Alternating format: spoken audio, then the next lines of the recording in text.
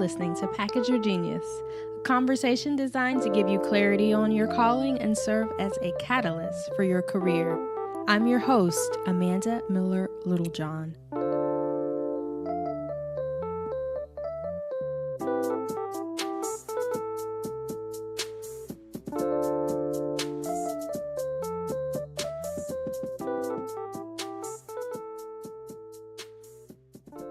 Well, we are definitely in 2019 now. We almost have a full week under our belts. And I don't know about you, but I am slowly but surely getting back into my groove. So last week I was away on vacation in Mexico, and I had a great time. Reflecting, relaxing, enjoying cocktails, and some nice R&R under the sun. But I really also had a great time to reflect on what I want 2019 to mean for me and what I want it to mean for my relationship with you. So I was brainstorming a lot about the podcast and some amazing guests that I want to have on the show this year.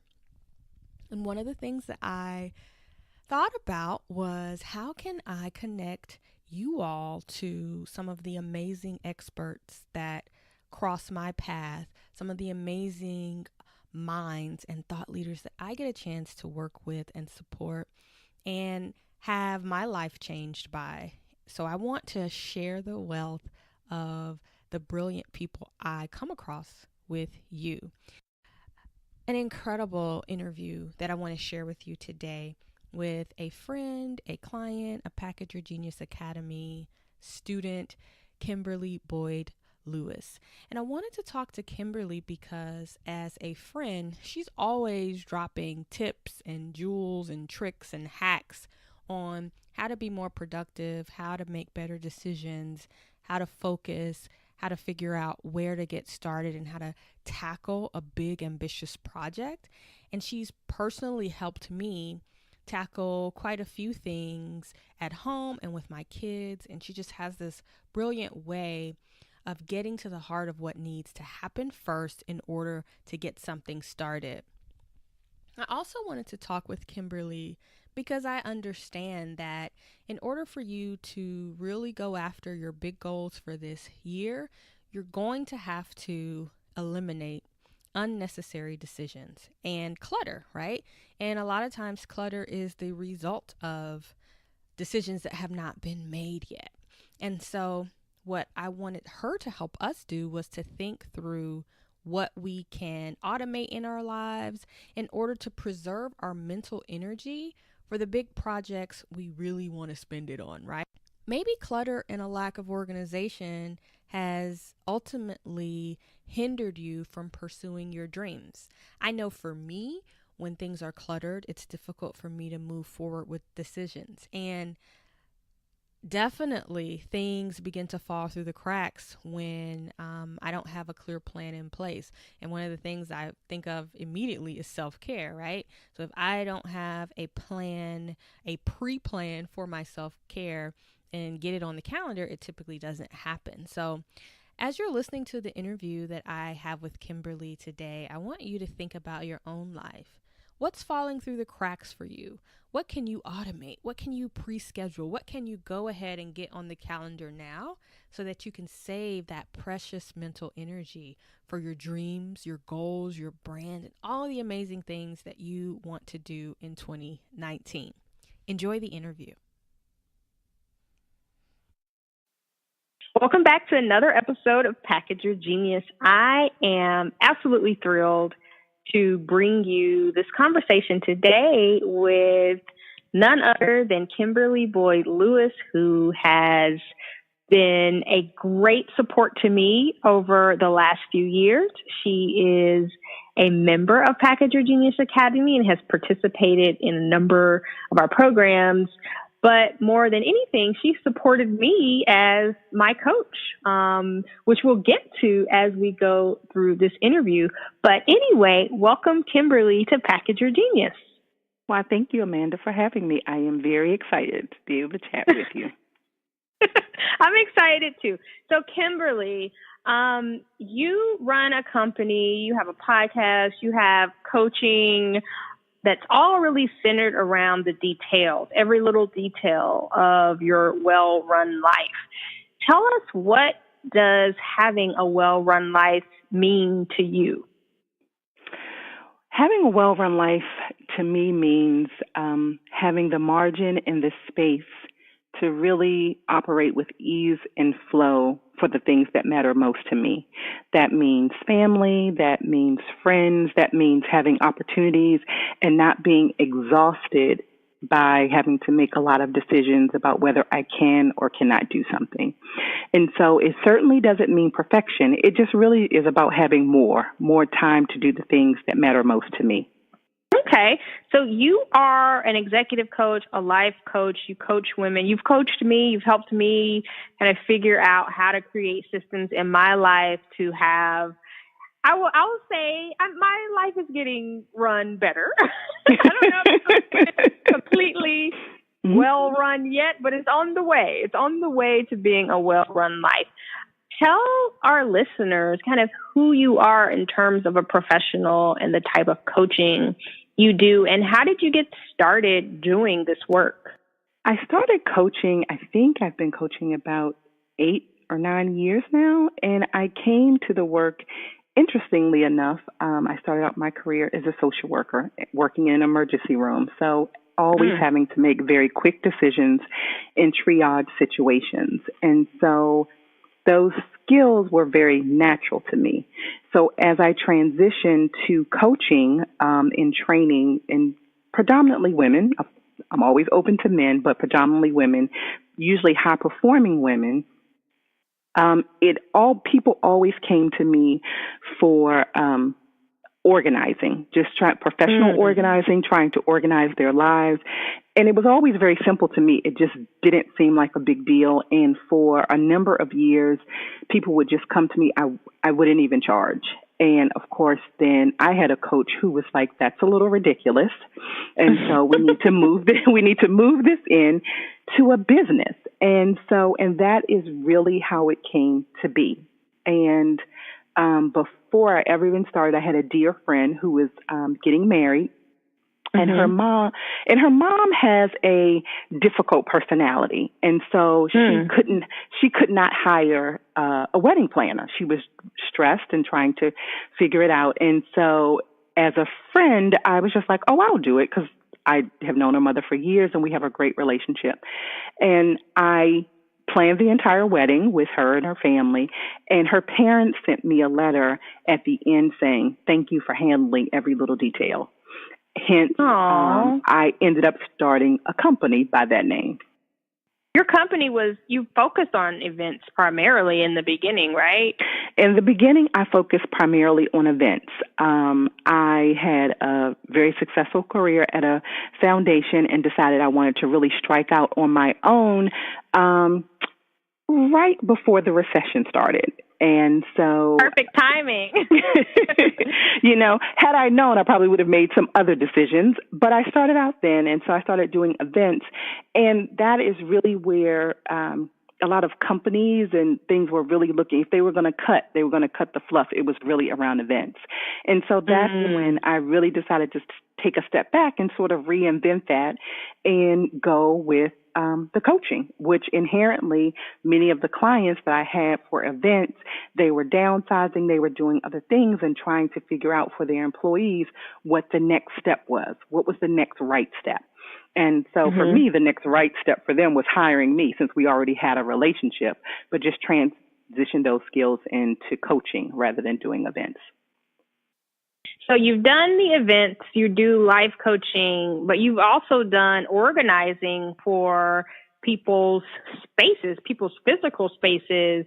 And I know you've talked to me a lot about clutter and, how clutter is born and what it is a result of and kind of what it hinders you from. So what is your kind of take on clutter, and how is it holding high achievers, I guess, like me or you. Well, you don't have clutter, but someone like well, me, that is not true. That is not true. Let me just say, because I'm in full transparency, there is no perfection. So I do have clutter, but I have a husband, I have 2 daughters, and a grandma who lives with me. And so just because I operate in that manner doesn't mean that my entire family does. So there's always a process of pruning. So I don't think people need to beat themselves up in any way when it really comes to clutter. But for me, clutter is really about anything physical or mental, anything that clutters your mind or bogs down your mind or weighs you down so that you do not have the ability to make the decisions that you want to make. So for me, as an example, my closet is sort of my haven. Everything is very well organized. And for me, I can tell when my life is off balance or out of sorts just simply based on my closet. If things are not put back, if things are kind of just thrown around or askew, I know for me that I need to take a step back.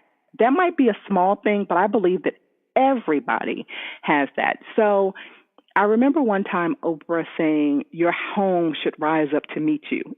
And that has stuck with me for years because I want my home to be a place of peace.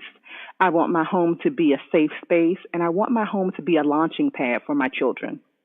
And so I feel that if there is too much stuff, physical stuff that we may have, that we don't use, that we don't love, that is just kind of there, that is clutter. And when there's too much of that around, I have a hard time making decisions, and something needs to be done about that because I don't want to spend my time laden by indecisiveness.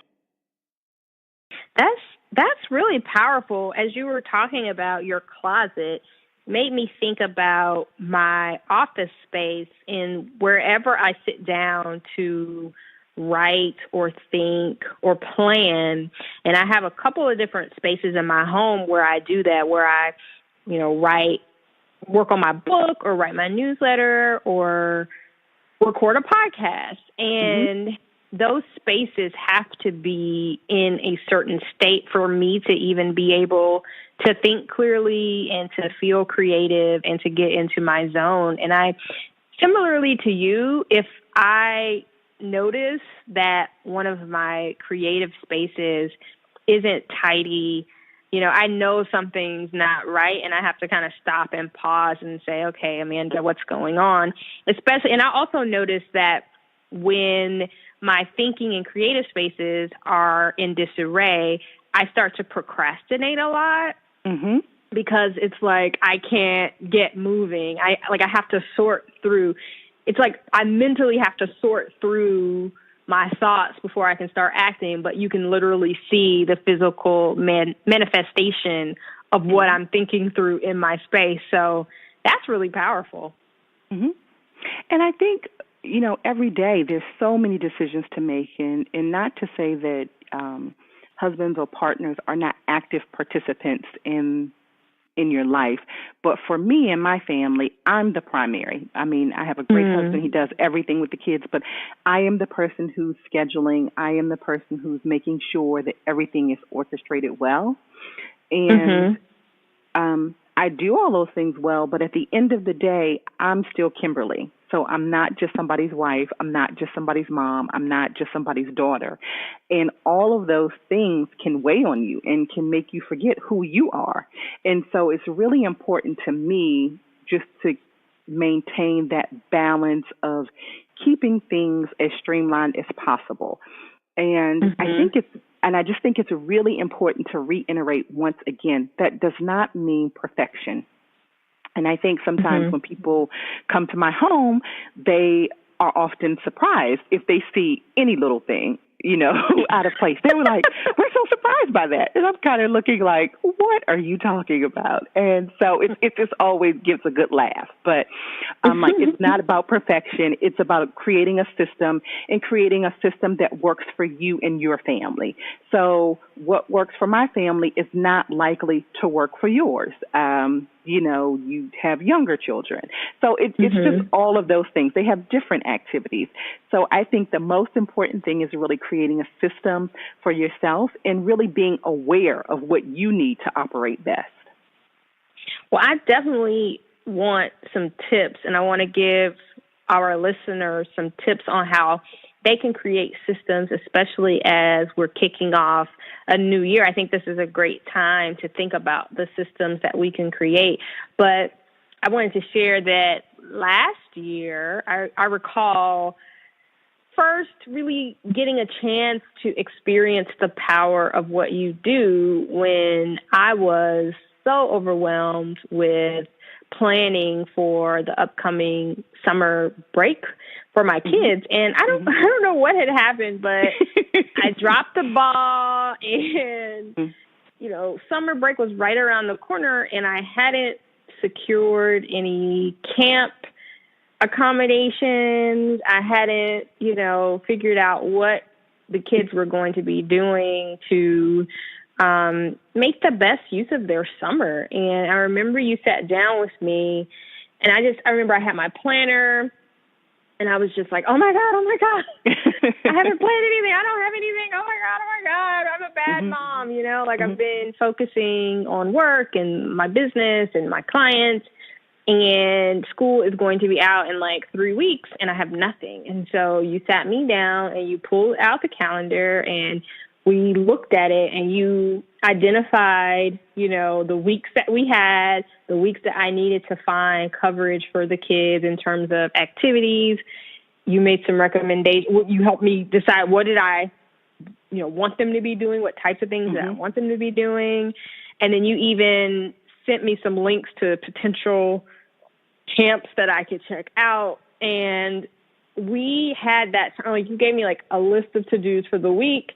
And then by the end of the week, I had picked the camps and I had gotten the summer, I registered for the camps, paid for them, got the schedule together. And I even built in some time for travel to take them to Tennessee. And I remember after I got everything planned, this huge weight was lifted. And once I got into the actual execution of the plan and, taking them to the first camp and seeing, picking them up at the end of the day and seeing how happy they were and how much fun they were having, I just felt like I was winning. I felt like I was winning. And I feel like I told you this and you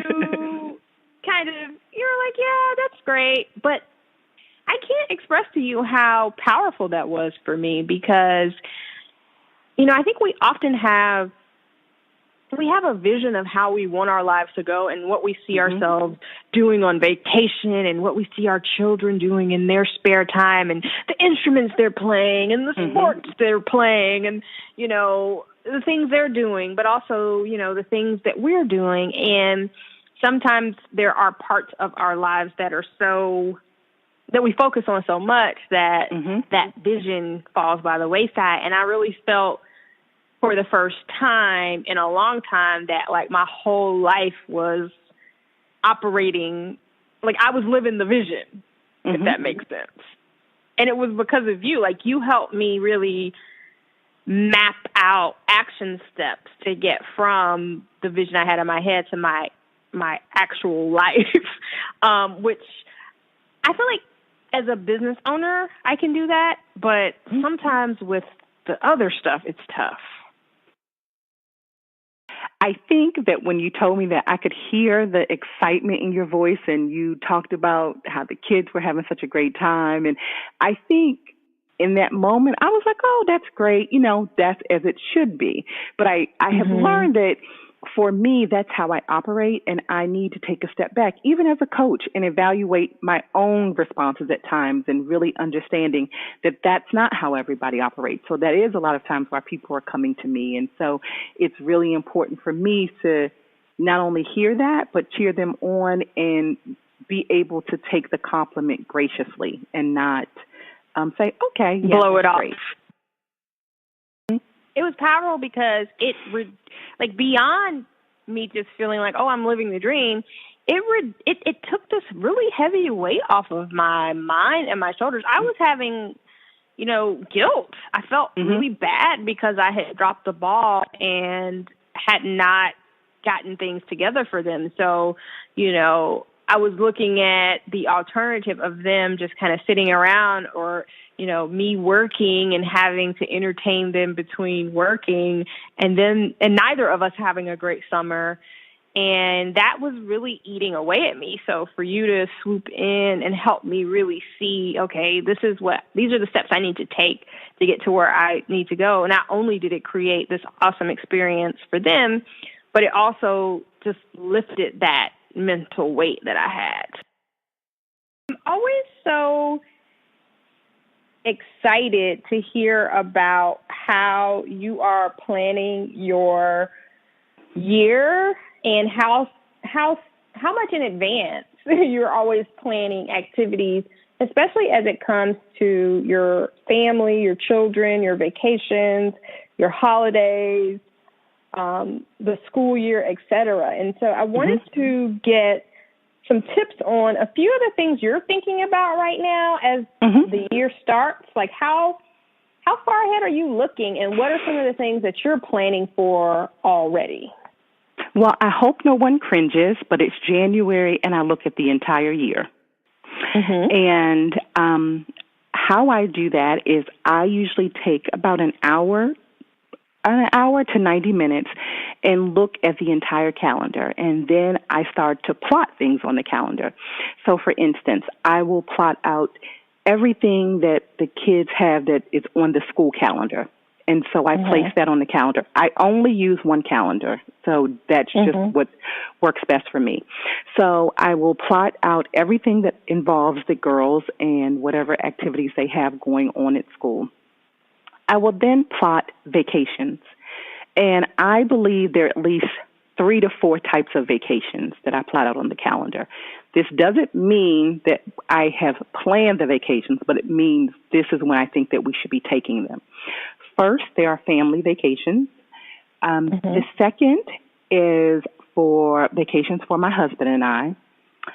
The third is alone vacations. I mean, just time for me to rest up myself or rejuvenate whatever I need to do.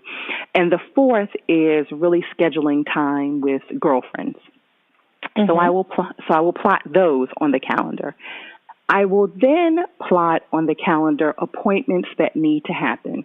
So we know that we get well visits every year for everyone in the family. We know that we should go to the dentist at least twice a year. So those are plotted out. So those are the big things that I will plot out. And then the final one are holidays. So for us, Christmas is always spent at home, at least it's been so since we've had children. And Thanksgiving is where we will always go to my in-laws or some other place. So all of those things are plotted out. And then it's January, and I will begin to really think about the summer and what amount of time. Well, first I think about the summer, and I think about the type of experience that I want the girls to have. And each year that's a bit different. You know, there could be one year where I want them to have an international experience. You know, maybe sometimes I want them to really do something that's outdoors. And so I begin to think about that and to figure out what's the amount of time that I need to fill. So my kids are out of school 13 weeks for the summer. So that's 13 weeks that something needs to be happening. So that, you know, whether that's family vacation, whether that's camp, whatever they need to be doing. And so just taking a look at that. And so that's really how I spend that 90 minutes. And then after that, you know, I will just have a little to-do list around these are the appointments that need to be made. But for that first, you know, that 90 minutes that I've just blocked out, it's just really looking at the year and just blocking out the time. And what I have found for my clients as well as myself in doing that, once you plot out something, you're more likely to commit to it and keep that time for yourself. So if you know you have a standard conference every year, it's not a surprise. You should just put it down. If if you have children, their birthdays, you know when they were born, that's not a surprise. put those. Why does that surprise me every year? like you know when they were born. It's it's right. not a surprise. There's certain things. There's Christmas, there's Hanukkah. These things happen. So I think if people can just plot out those things, then you get a sense of what the year is going to look like. And then you can take a step back to say, okay, this is when I want to take vacation. Then you can later deal with what type of vacation I want to take. But that you fundamentally have it on the calendar, like this is when we're going to be taking it.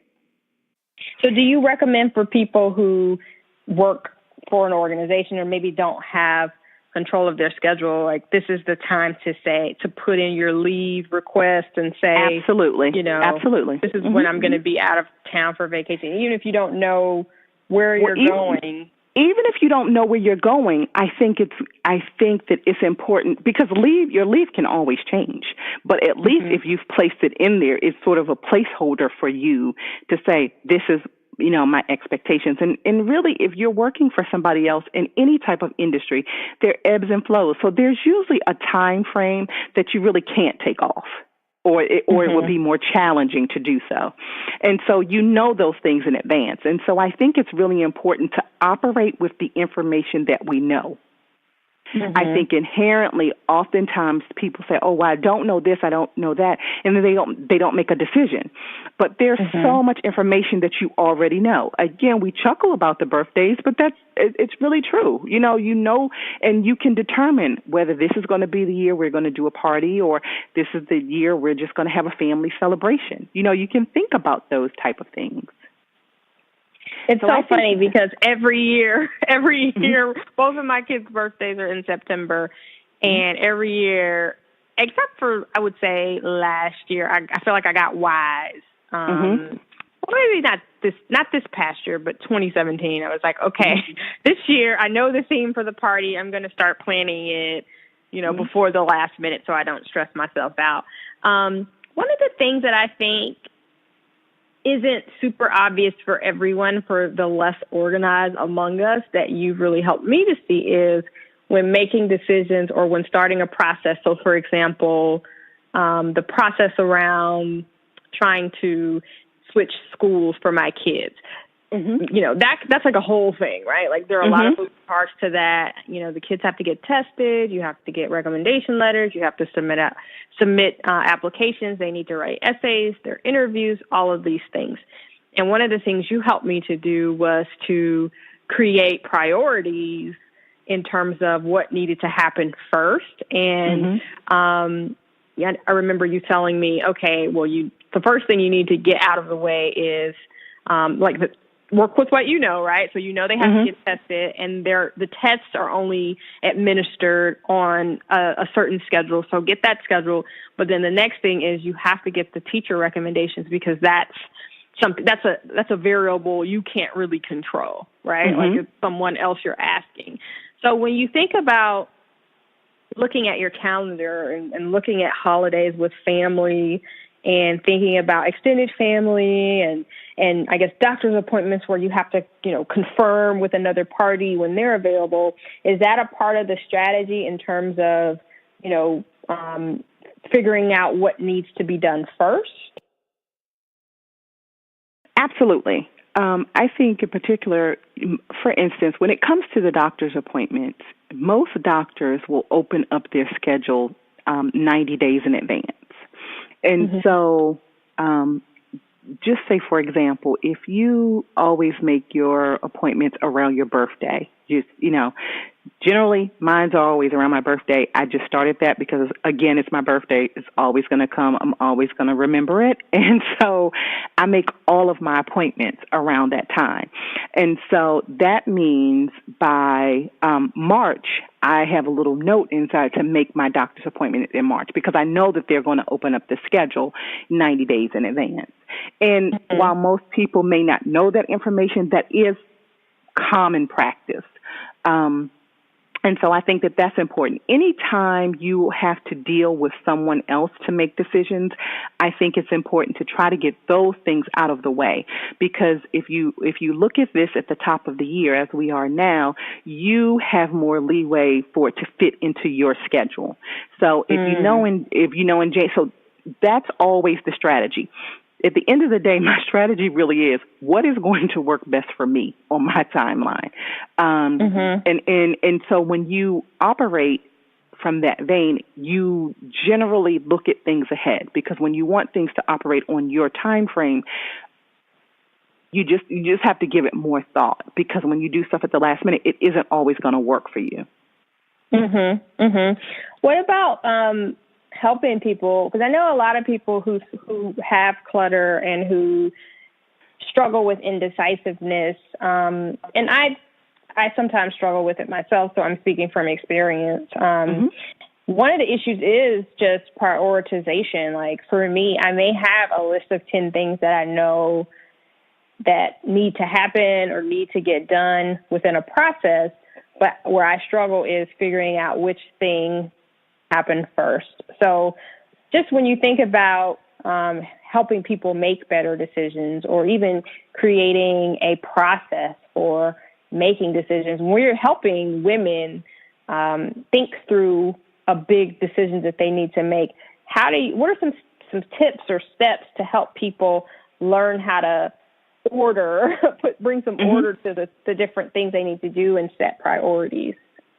I would say the first step to me is to always think about what is it that you really want and what do you want the end result to be. So I would say to start there. And the second step is looking at your list. Are these things that have to get done, or things that you would like to get done, or things that you just should get done?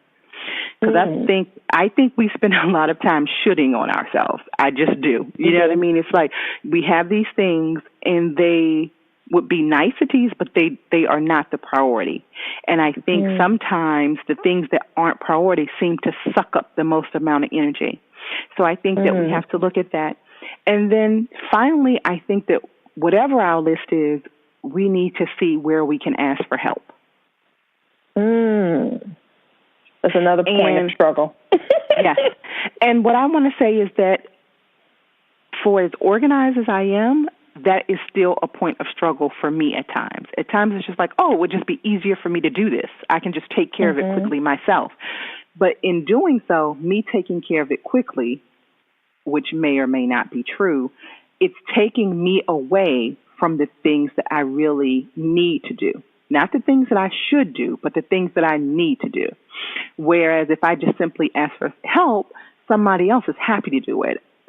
Or it doesn't make sense for me to be bemoaning about, oh, my husband isn't doing something else, when I never opened my mouth to say that I need support, and I think that he's supposed to be a mind reader. I can't read his mind, and he can't read mine. Yeah, I think that's a great point. And even for me, when I think about how to best deploy and utilize the other members in my household, whether it's my husband or my kids, I think for me, I found the easiest thing is to create demarcations in everyone's role. So we know, okay, you're responsible for feeding the cat. You're responsible for checking the mail. You're responsible for taking out the trash. And so, I mean, it's easier for me, obviously, because if it's a chore or a task that has to be done every day or once a week, I shouldn't have to repeat myself and remind people to do it. I shouldn't have to. Sometimes I still do.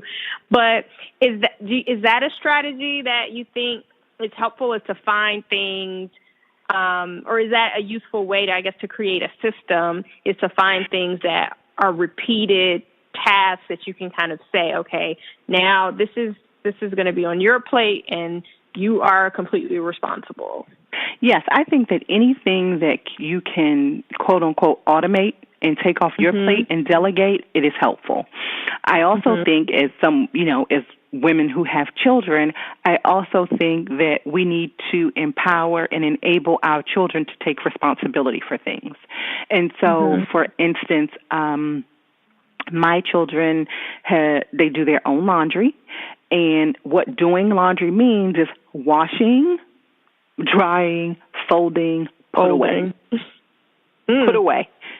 That does not mean that you wash, dry, and then you have baskets all over the house and you dig through the basket when you need something in the morning. And so, I laugh at that, but I remember I suggested this to a client, and she was aghast. And she was like, "You make your children do laundry?" And I said, "Well, no, I don't make them do laundry. They have to do laundry because they're going to become independent adults, and they need to know how to do this. And I do not want them to get to college, as I know some who do, and not have a clue about how to do laundry. I mean, if something is going on and it's very busy, people have tournaments, of course I can do the laundry. But it teaches them multiple things. It has taught them about time management. It has taught them about, being organized and just thinking for oneself. And so, I don't have to deal with it. And so I think that those type of things are important. Or, one, you brought up getting the mail. And not only just getting the mail. At this point, in my family, everybody chuckles about my system for the mail. So when we get the mail, whoever gets the mail, you don't even need to bring in the advertisements. You don't need to bring in, all these catalogs that I don't order from. You just drop those in the recycle before you ever even come in the house. It should not pass the threshold to come in the house. Wow, because that creates clutter, right? Right. And it's not anything that we need. And, before they would be like, "Oh, but Mommy, we want to look through the magazines and the catalogs." And I'm like, "Why? We don't shop there. And if there's something that you need that you think you want to look at, then you just go online and look at it. It's no reason to bring that in the house." What are some of your other hacks just for keeping things? Like, that's I feel like I have gotten better at sorting, but I'm not as cutthroat as we don't even bring it across the door. Yeah, you don't even bring it in. Just drop it right in the recycle outside. It doesn't even come in the house. It's a standard joke in the house, and they just kind of laugh about it, but I don't care. It saves time from just going through all of that stuff. Are there any other hard and fast rules that you have that you care to share that help you? Because I don't think most people think about that. Like, you may have a system for sorting your mail, but when you do think about it, none of us really need a catalog because, as you said, you can just go online. So what are some other hacks like that may be holding us back or keeping us with clutter when we could easily avoid it? Well, one of the things that is not necessarily clutter, but one that comes up often, I feel, with my clients is, that there's somebody's birthday and they somehow have forgotten to send a card, and then they feel bad about the whole situation that they did, they had a good friend, they didn't have a card available. So one of the things that I do is I keep a supply of birthday cards and sympathy cards and then blank cards. I just have them. And they can be, and they're pretty generic, so it's not specific. They're all generic, and I keep them in the same place along with a roll of stamps. And so I never generally have to look for a birthday card. And they're generic, and to keep and make it personalized, I write a personalized note, and then I drop it in the mail. So you're always ready when something comes up. So you're always ready with just a quick note, and you can drop it, in the mail. And I think particularly for high-achieving women and, professional women, they want to be considered. They generally are very considerate, but the little things like that start to eat away at you and then make you feel bad about something else. The same way you said, I felt like I dropped the ball on summer camp. As simply as wishing a friend a birthday. So I think that is something that is easily done. I think the other thing that is very important is breakfast. And I remember this story so clearly. At my daughter's school, I remember when my youngest daughter was at school, I guess they had something, and the school psychologist was teaching a class. And the school psychologist asked her, oh, what did you have for breakfast or whatever they were talking about. And she says, oh, I had pancake, sausage, and something. So she kind of rattled off this, and then she ran off and went to play. And so the school psychologist called me at my office and said, I just have a question. Your daughter said she had a full breakfast. And she says, honestly, I just want to know how you do that because I know that you're a working mom. And so I laughed at her and I said, first, she's telling the truth. She did. And so generally, there is always a hot breakfast, but I don't fix it that day.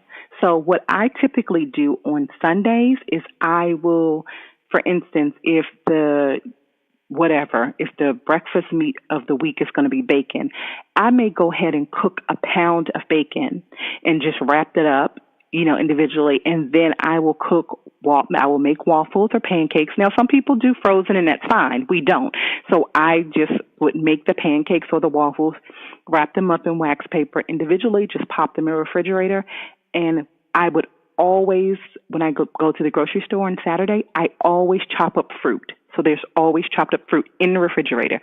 Before I found myself, I would buy the fruit. It would sit in the refrigerator. It would go bad. I would be irritated because I'm like, okay, you can't even get fruit out of the refrigerator. This is a little ridiculous. But I found that when I wash it and cut it up and put it in bowls and I say it's there, every morning there's breakfast there. So it is that they do have a hot breakfast every day. I just don't cook it every day. Mm. That's a good hack. I mean, because it's kind of like the birthdays. You're going to be hungry, right? Like you're going to eat breakfast. So and so it's simple. Yes, or it's like for instance, smoothies. Now that they've gotten a little older, like now that I have high schoolers, I'm not making breakfast during the week. I don't do that. But what I will do is they like smoothies. So what I will do again is when I go to the grocery store, I will just make smoothie bags. So I just chop up everything that they like, and I put it in individual bags. I label it, and I put it in the freezer. So in the morning, anybody who has teenagers and know that you can kind of drag along, I don't have to fuss like, what are you doing? Let's go. They go in the freezer, they grab it, they put it in NutriBullet with yogurt or whatever juice they want. They make it, and it goes just like that. So I hope that these tips aren't too simple, but I guess my whole point in operating is to make it easy and just simple for yourself, and really to release the guilt. I mean, there's always something to feel guilty about, and I think we really need to just minimize that. And so whatever works for your family. I don't care if it's boiled eggs, then boil a dozen of them and have them in the refrigerator and just be ready to go. So whatever works for your family, those are the type of things that I think will really improve the quality of your life. Well, when I think about all of the things that you have mentioned and all of the tips, so from looking at your calendar and calling the doctor, calling the dentist, and getting the appointment scheduled at the top of the year, to having birthday cards ready to send because someone's birthday is coming up, to having breakfast prepared. It's really all about eliminating unnecessary decisions. You hear a lot about CEOs, some of the most famous and successful CEOs. You think about Steve Jobs and his uniform, right? Like he wore the same thing every day. So he didn't have to waste mental energy on picking out what he was going to wear. And essentially, I think you're removing clutter, or you are preventing clutter by preventing the buildup of decisions when so many of the decisions that we make on a day-to-day basis don't really have to be made every day. We could kind of take our brains out of that mix so we can focus our energy on other things. Absolutely. And I used to think Steve Jobs in this uniform, I'm like, give me a break. Black pants, black turtleneck, I don't know if I could do it. And my daughter said to me, well, you have a uniform. I said, no, I don't. She said, yes, you do. She said, you wear a dress and a statement necklace almost every day. And when she said that, I was like, oh my goodness. And then she said, and when you don't wear that, you wear black pencil, black pants, black flats, and a black turtleneck and a statement necklace. And I was like, so when I was like, no, I don't. So I looked at my closet and I looked back on things, and that is what I wear. And I wear the dress because it's one piece and throw on some type of statement necklace and you can go. And so that really is how I operate. I guess I just didn't see the black turtleneck and the black pants working, sort of every day. But I think however you can reduce decision making on sort of unimportant, well, I hasten to say unimportant because some of those things are really important to people, but for things that are routine, that are coming and that you're going to do every day, I think it's really important to just really minimize that so that you are open and ready to embrace the opportunities that are going to come to you so you don't have to belabor them. And so that you can live the life that you really envision for yourself. One of the things that I'm planning to do this year to take my life to the next level is to plan our vacations. So I'll be reaching out to you just to get your help about thinking through my schedule and what makes sense and, what trips make sense for all of us. But for me, I know that if I don't plan ahead, I'll end up procrastinating, waiting till the last minute, and then either not going anywhere at all or, settling and going somewhere that I don't necessarily want to go, or that wasn't the vision. And if I had planned better in advance, I could have gone to Paris versus gone to Philadelphia, And so I think it's about removing the decisions, but it's also about stepping into the life you see for yourself, because you can't do that if you're not planning ahead. And really looking at the full picture the way that you talk about how you do when you're looking at your calendar. Absolutely. And I try, it doesn't always work out this way, but I heard a quote years ago, and I even have it posted in my closet in multiple places, but it's discipline, not desire, determines our destiny. And that just rings so very true for me. So whether it's about being disciplined in the exercising or disciplined in making decisions or disciplined in streamlining your life, that's what's going to get us to where we want to be. Not just the hoping and the dreaming and not executing on anything. So, so I think that is just really important. And I think that the other thing that's really important is to cut ourselves some grace. I think as women, we are so very hard on ourselves. If you have kids, it's like, okay, you want to make sure that everything is perfect for them. If you don't have kids and you may want kids, I mean, there's just all of these, questions. Or if, you want a certain level of success or you want a certain title, and if you haven't gotten it all by the time you're 30, I mean, it's just all of these questions, and which really just cause so much stress. And I think if we could just embrace the life that we have and figure out what really matters most to us and get about the business of doing that, and knowing that we are all uniquely made and we will have different routes to get to where we want to be, I just think we would be far less stressed and anxious. I agree, and I can attest to that just from the things that you have helped me think through and plan through. That's reduced my stress tremendously. So can you tell our listeners what type of clients you're taking on now, and how can they get in touch with you if they're looking to get better at decision making, or even think through a major life decision, or remove the clutter and start prioritizing the important things in their lives? How can they reach you, and what would make them a good fit to work with you? I think that if you are someone who is ready to make a decision, open to doing the work and really looking at yourself and knowing that you can have the life that you desire, I think that we can definitely work together, and you would be the ideal client of mine. I think that they can, and I think that if they're willing to have fun and just be okay with being told the truth, then I'm their person. And I think that we could have a great time. They can reach me at KimberlyBoydLewis.com.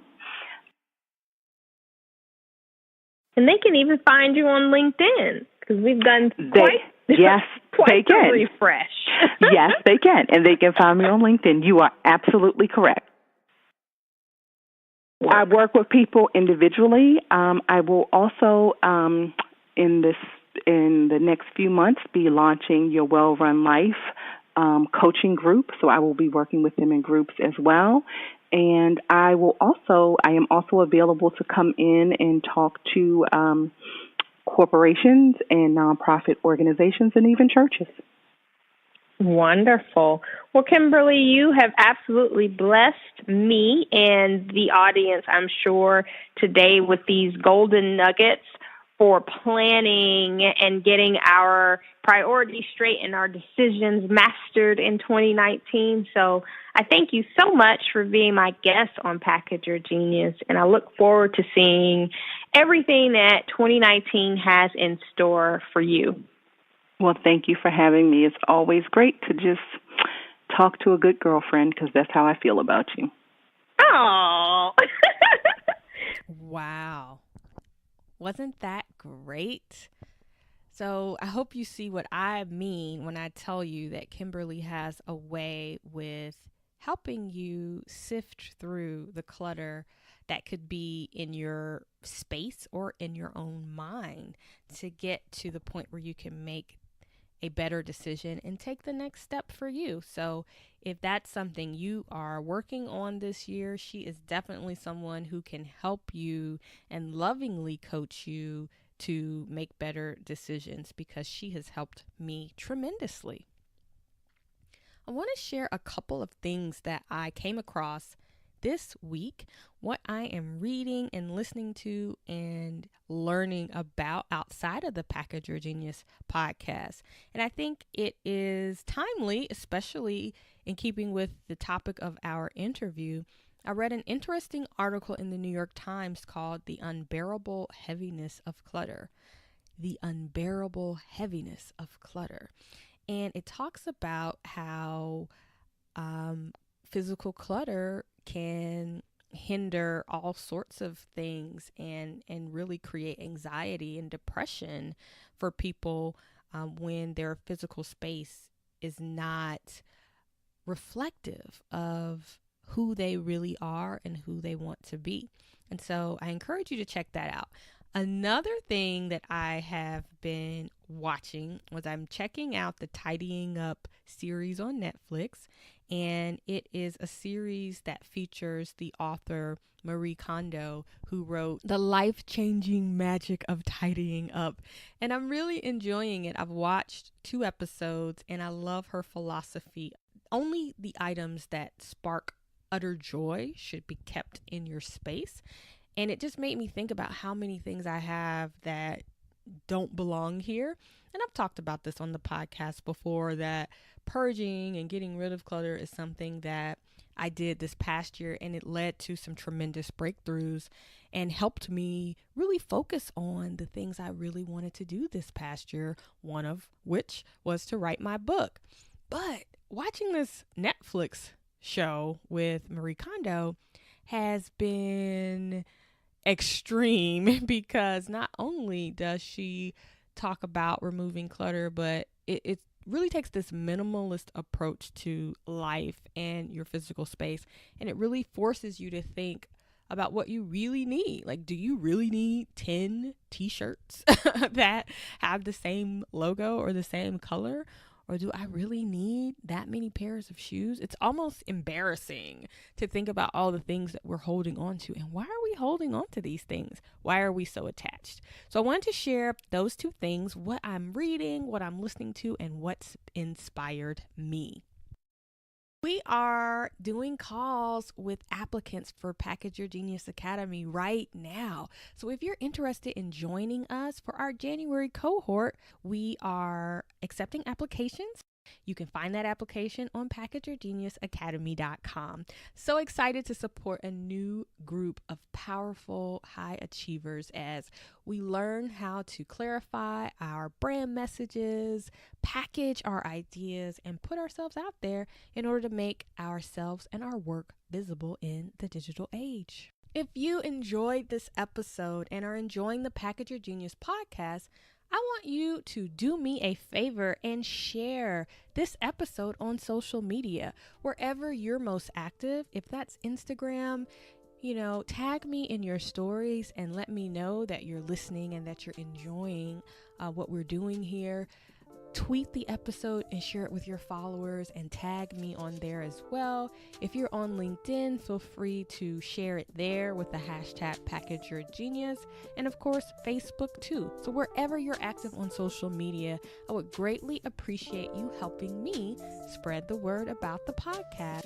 Well, that's all for now. I'm excited for next week, where I will be talking about things that you can remove in order to bring more focus to your mission and your brand this year. And we've got another great episode and interview coming up the week after that, where we will be continuing our focus on what can we remove and how can we get clear about the gifts we're bringing forth to the world, eliminate distractions, and really put a plan in place to make things happen this year. Thanks for listening. I'll see you next time.